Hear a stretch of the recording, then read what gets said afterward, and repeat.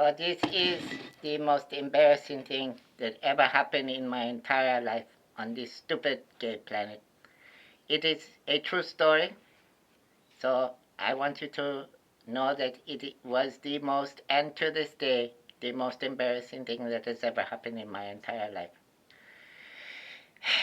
My sweet, wonderful grandparents, God rest their souls, wonderful people.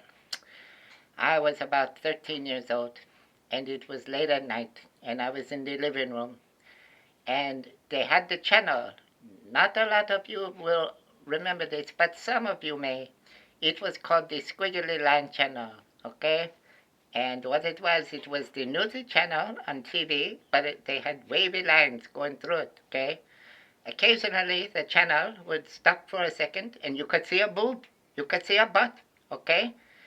So as a young man, I was just learning how to release the goo from the hog, okay?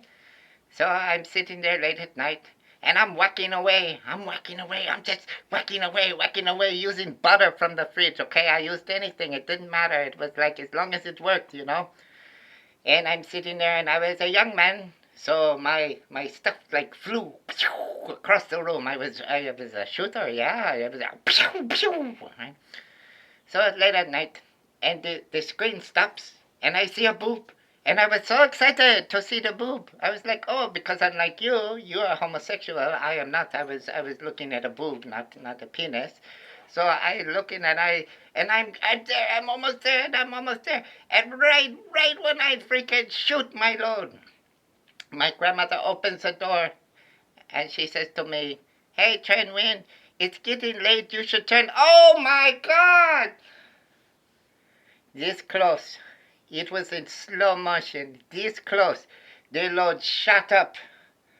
And in slow motion, I'm talking like almost half an inch away from her face. It splattered against the wall. And she ran out going, "Oh! Oh! Oh!" I was so embarrassed. The very next morning, my grandfather and my grandmother were sitting at the table for breakfast. They had the eggs, they had the bacon, they had the pancakes, and it was quiet. You could hear a pin drop, okay? And I was sitting around the table, and my grandmother, she grabbed the syrup from the table and she put it close to me and she says, "Would you like some syrup, Chen Win?"